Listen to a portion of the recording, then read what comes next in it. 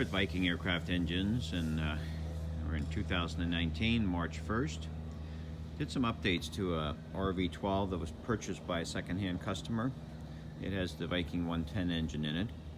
And we'll do a quick review of the things that have been updated.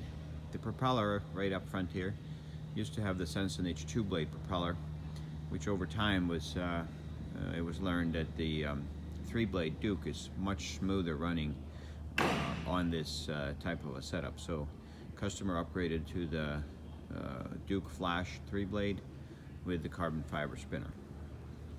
Slightly behind that, we're seeing the gearbox of the 110 engine. This one has the sight glass on it, so it uses gear oil, Mobil 1 synthetic. The flywheel has been changed from the aluminum flywheel with the new style, and also the new style damper arrangement between the flywheel and the gearbox. On top here, early Viking 110 engines had a composite or a plastic tank for additional coolant, which was determined that it was not necessary if there was proper bleed lines to purge air from the system, so that has been removed. We did retain the original tube on the front here, and we do have the coolant line running in front of the gearbox for the bypass in order to not worry about any debris coming off the rubber pucks here hitting and puncturing a coolant line. This particular RV-12 has the oil cooler on the other side. We did install a new style air filter. The foam filters did not last more than about a year, so now we use the K&N filter for this engine, and we drilled and tapped for the temperature probe to go right into the filter rather than being on a standoff next to the filter as some were done in the past. We removed the old oil tank and made some improvements from experience with these tanks that are cantilevered at the bottom of the engine. It's a fully welded tank now. In addition to that, we also put patches to carry the load of the weld down onto the side of the tank, all the way around on all four sides.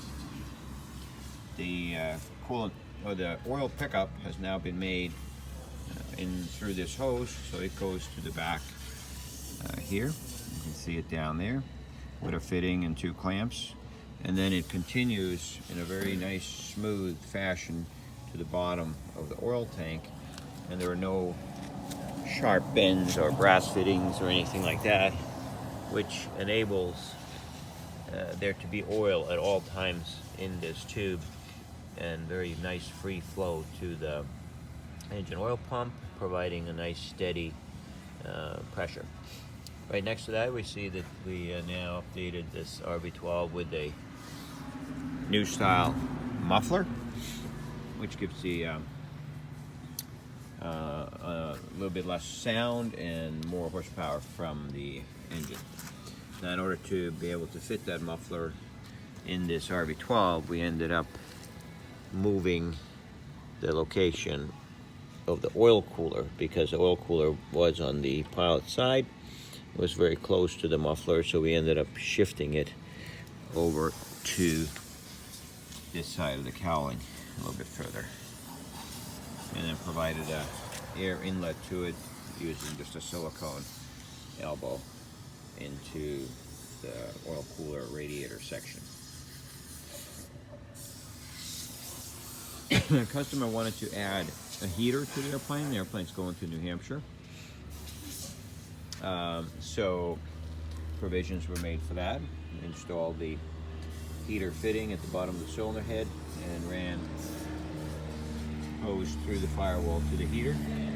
And the same over here, heater hose going up to the top of the coolant tower like here.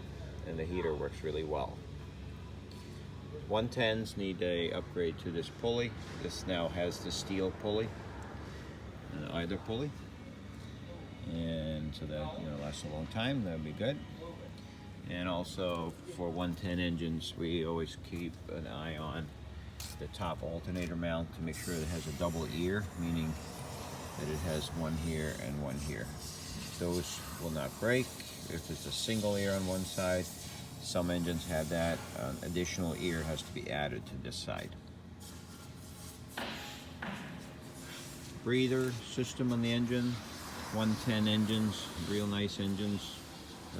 One thing we were fighting with initially that has been improved and now quite satisfactory is keeping the oil fumes in the engine. So I have a large breather on this side, and it goes down and then exits the bottom of the cowling. In fact, some people don't even use this piece here anymore. So, but if this works, leave it alone. If not, then just an elbow here and no breather filter. And then adding a second breather to the opposite side of the engine is the improvement that was done to this. So we removed the valve cover, welded on a bung, and we're running a second breather hose down on this side of the engine. We're not using a catch can because there hasn't been an issue of oil leaving the engine, but that can be done.